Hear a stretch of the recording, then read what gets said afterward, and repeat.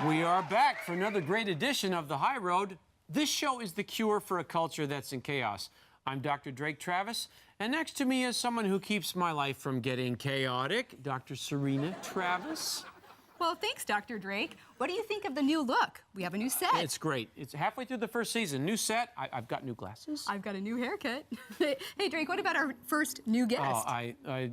Alfonzo Rachel. He's a host, a musician, and a recently added actor to an impressive resume. You may know his show, Zonation, or his band, 20 Pounds Sledge.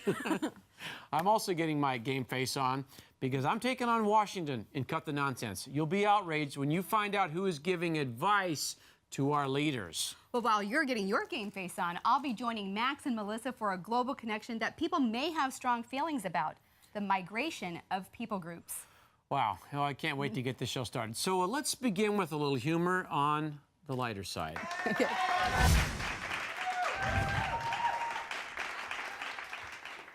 Some might forget that Nelson Mandela spent 27 years in prison before becoming president of South Africa.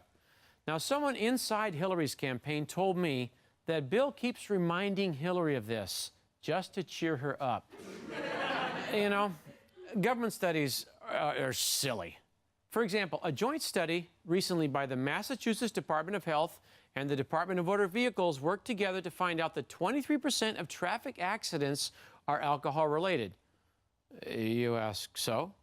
What the government is saying is that 70% who drink coffee, tea, Coke, juice, and milk, they cause all the other accidents. So basically what the government is telling us is to beware of those who don't drink alcohol because they cause 3 times more accidents than the alcoholics do. You know, I whiffed again with my wife. She sends me nice romantic texts, and sometimes I'm preoccupied or I don't understand what she's saying. I mean, here's an example of a text she just sent to me. It read, "Dear, are you sleeping? Send me your dreams. Are you laughing? Send me your smile. Are you eating? Send me a bite. If you're crying, send me your tears. I love you." It's sweet, right?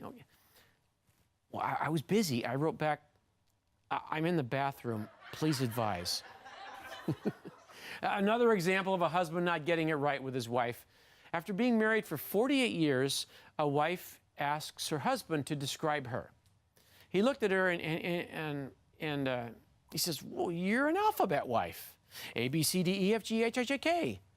She went, "What's that mean?" He replies, "Adorable, beautiful, cute, delightful, elegant, fabulous, gorgeous, and hot." She said, "Oh, that's lovely. What about IJK?" He said, "I'm just kidding." Well, that was a week ago, and the swelling in his eye has gone down, but those 4 front teeth, they're gone. They're just all lost. Ouch. It's time to meet our first guest.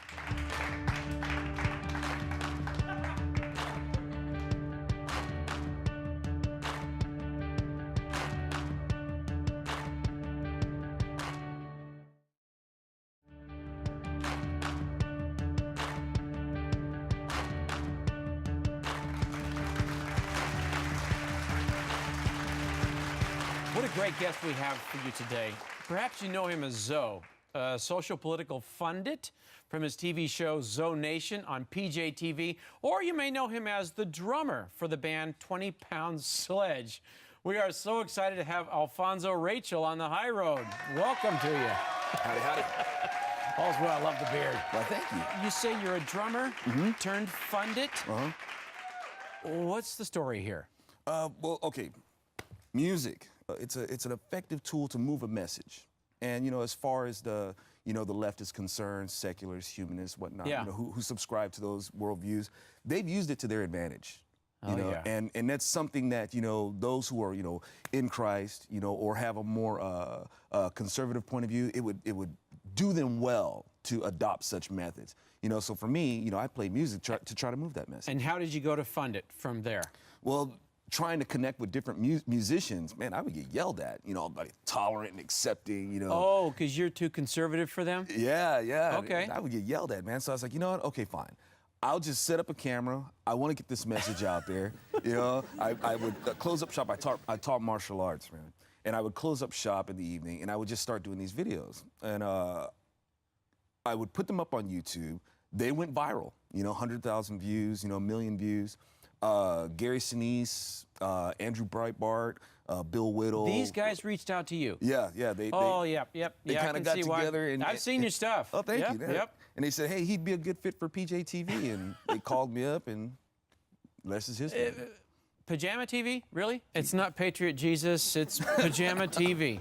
I like that better. I like that better. So you can watch it in your PJs, that has a strange appeal today. Yeah, and I think that has something to do. It was somebody making fun of conservative bloggers. So these guys sitting in their pajamas, and I guess to be funny, Roger Simon said, you know what, fine, we'll call it pajamas television. I think that's what they went with. And so he just ran with that. Yeah. Oh golly, that's great.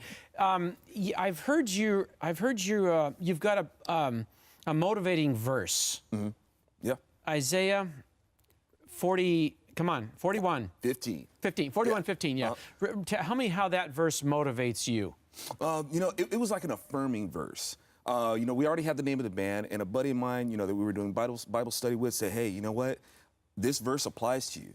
41:15, it says, behold, I will make you a threshing sledge, new and sharp, with many teeth. I will use you to reduce the hills to dust and reduce the mountains to chaff. So when we look at the hills and the mountains of liberalism, these things that are apart from God, you know what? That's our job. That's what we want to do. That's our calling. Because I do a lot of studying, and the left, the liberals, the socialists, the communists, they really want to see society disintegrated so that they can take it over and reshape it their way. Absolutely. Tell me about 20-Pound Sledge. That's the name of the band? That is the name of the band. I was at you guys come on, it's got to be. 20-Pound Sledge is heavy. Our sound is heavy. Somebody said it's like, I love you guys' music. I don't know how it is that you guys sound so heavy but so happy at the same time. And I love that compliment. I know it's kind of corny, but hey, I'm a big teddy bear. Anyway, I was working in construction, and I was using a 10-pound sledge. But I was at a low point in my life. Not that construction is a low point. I love doing it, but it wasn't your calling. It was, and it was, it was an emotional, spiritual low point in my life. And I said, what is it? What am I missing? What am I missing? I wasn't in Christ at the time. Wow. And I said, you know what? The problem that I'm having is my ego. And I got this big brick wall built up of my ego.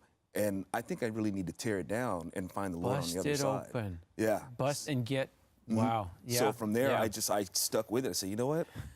I'm not gonna do 10-pound sledge. I'll sell 20-pound sledge. It's catchy. I grew up splitting wood, and my big brother, bam! Anything past an 8-pound sledge, I couldn't work with. So you say 20-pound sledge, and I immediately think, how do you swing that thing? Yeah, you're thinking John Henry. Yeah, right? no kidding, yeah.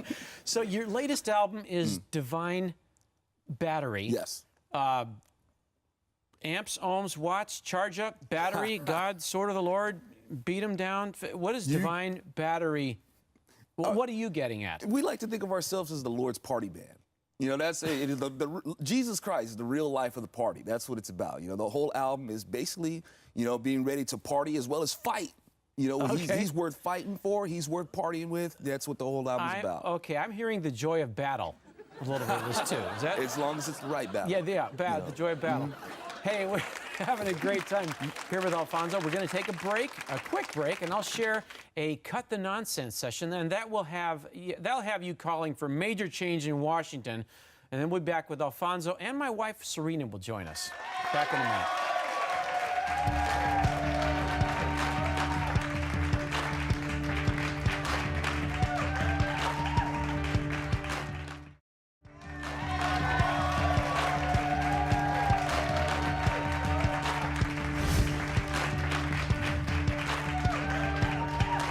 This Cut the Nonsense is perfect, since we have Alfonzo Rachel, a fan of the military, on the show. Andrew Breitbart once said that watching Alfonzo on YouTube made him want to stand and salute. Alfonzo on YouTube is a marvel. Watching him countering Michael Moore's opinion of American Sniper, and see Alfonzo telling what happens when protesters stand on the American flag in front of a veteran. That's great. All right. A recent article from the National Review was written by Iraq War veteran David French. In my opinion, the man is a hero and a genius. These turkeys in Washington are ignorant when it comes to this 14-year-old war on terrorism and the plight of our brave soldiers who risk their lives. What's pathetic is that D.C. politicians don't understand our enemy, and they don't understand the limitations Obama puts on the U.S. military to demoralize them. And what's worse, they don't want to learn. They come from an intellectual aristocracy that believes it's self-educated simply because it's credentialed, and they listen only to those who share similar credentials. Look at Obama's advisors, past and present. We'll start with the delightful Hillary Clinton. Her factitious husband may have dropped his pants, but she dropped the ball when it came to national security. During her tenure as Secretary of State, we saw so many disasters. I'll just name the top three. Benghazi. Under Hillary, we watched American heroes lose their lives because she had no experience when it came to being Secretary of State. Next, Libya and getting rid of Gaddafi. Yes, he was bad, but at least he kept ruthless groups like the roving murderous ISIS out. As we speak, ISIS is taking over Libya, and nobody is stopping them. Then, the email scandal.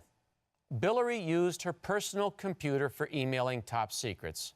A regular computer any one of our enemies could hack. And it looks like they did. Now, you wonder what they paid for this access? Now she wants to be elected to the most powerful office in the world. That's Hillary. Next, Stanford and Oxford educated National Security Advisor Susan Rice. She has no military experience. And she was on the team that botched the USA's response to Rwanda's genocide. I thought Black Lives mattered to Democrats. Next up, Stanford and Michigan educated leftist from Iran, Valerie Jarrett. With roots in the Communist Party and the Muslim Brotherhood, she's Obama's most trusted advisor. Yes, it's spooky. She has no military experience, but she spent much of her life toiling in Chicago politics, and she's gained influence primarily through her loyalty to the Obamas. So this qualifies her to put our soldiers' lives in jeopardy. Next, Hillary's replacement, the Yale-educated John Kerry. Granted, he does have military experience since he served himself in Vietnam. But upon returning home, he betrayed his fellow veterans, and he called them war criminals. He also betrayed the American people and the Israelis with the awful nuclear deal he made with Iran. This brings us to the worst. Smith College-educated Wendy Sherman, the lead negotiator of Obama's disastrous Iran deal. She has zero military experience. She made her name in abortion politics while directing Emily's List. Sherman played a major role in the failed North Korean nuclear negotiations during the Clinton administration. So naturally, Obama put her in charge of the Iranian debacle. Now, it looks like the requirements to be an Obama's advisor are Ivy League graduate, 2, super liberal, 3, military ignorance. Meanwhile, ISIS continues to gain power. The war on terrorism is going nowhere. And here in the USA, military recruitment is at an all-time low. Come on, America. Let's rid these jokers in November. Let's cut the nonsense.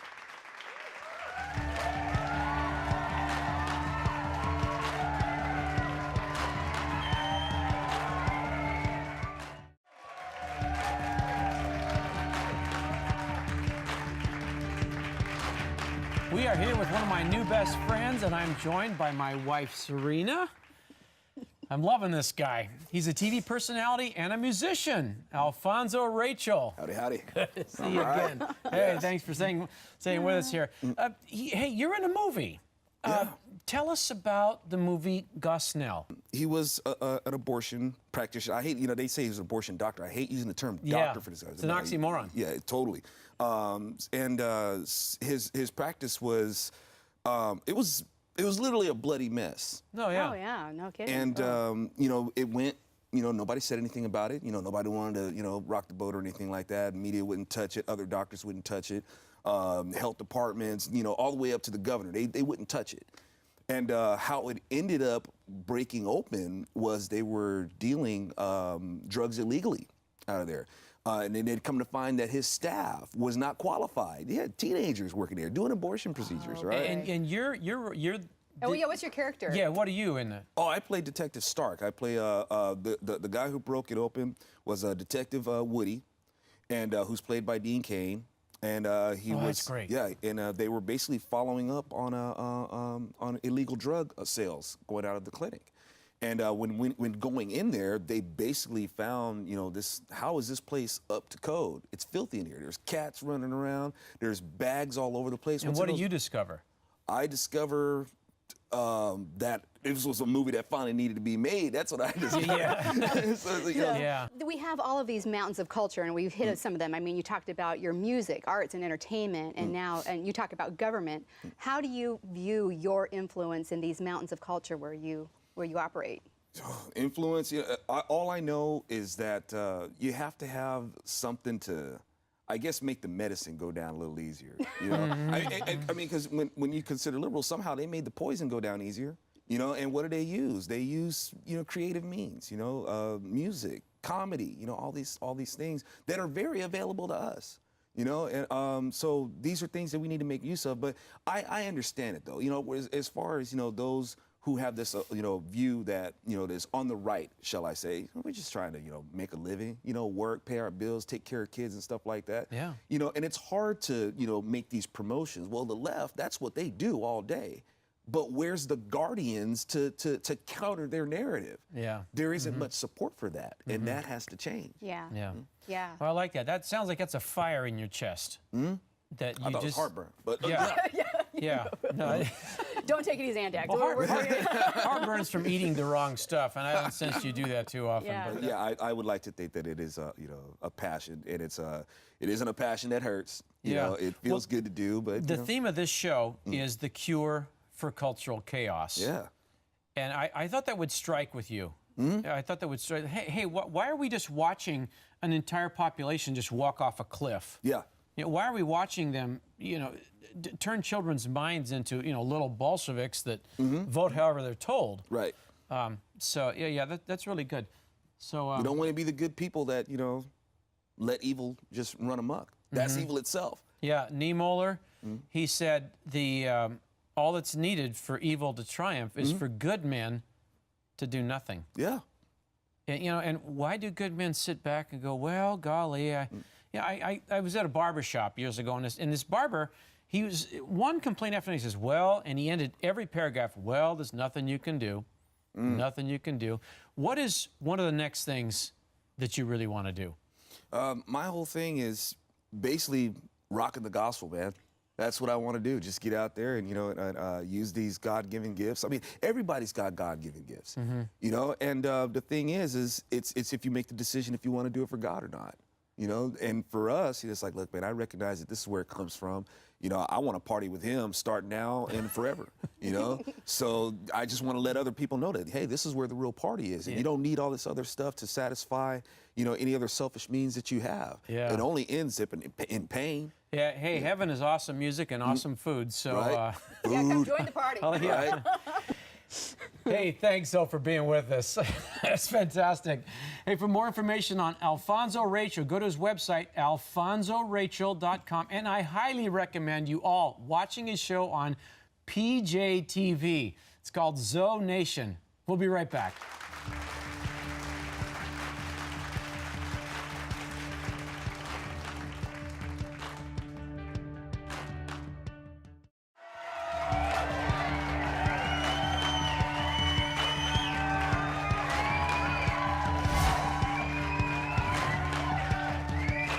Nunnally, and this is Global Connection, where we solve the world's problems in just 3 minutes or less.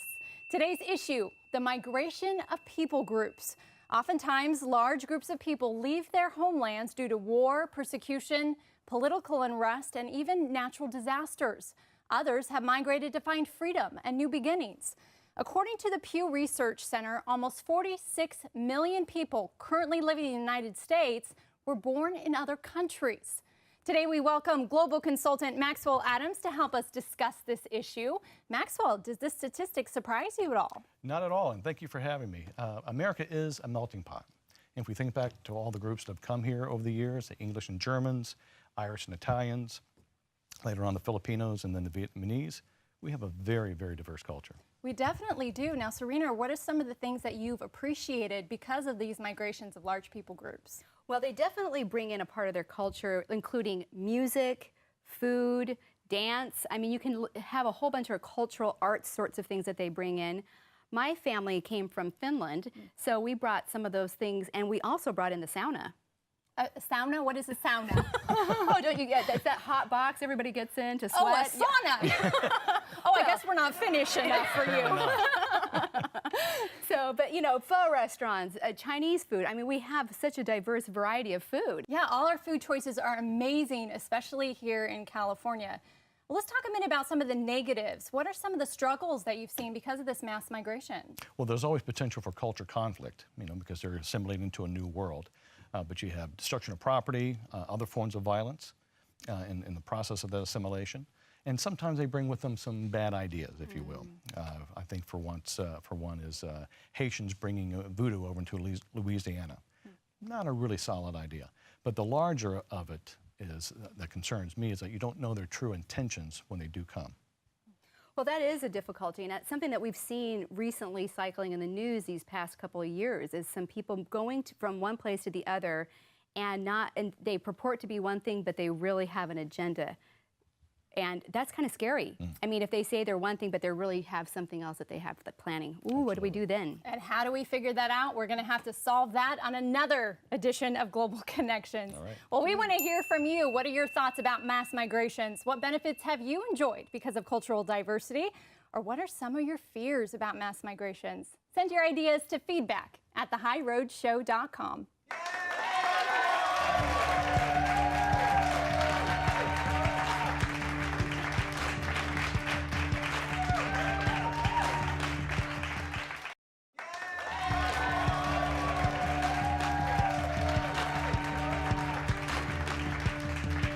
We hope that for the last half hour, we cured some of the cultural chaos in your life.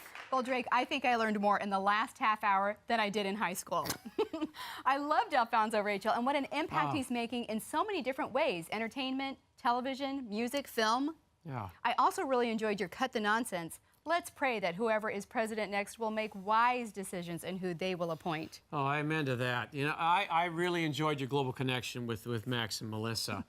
It's definitely worth mentioning both the pros and the cons of migrating people groups. Well, we are so grateful that you tuned in, and we would love to hear from you. You can do that by going to our website, thehighroadshow.com. And we will see you the next time for another great edition of The High Road.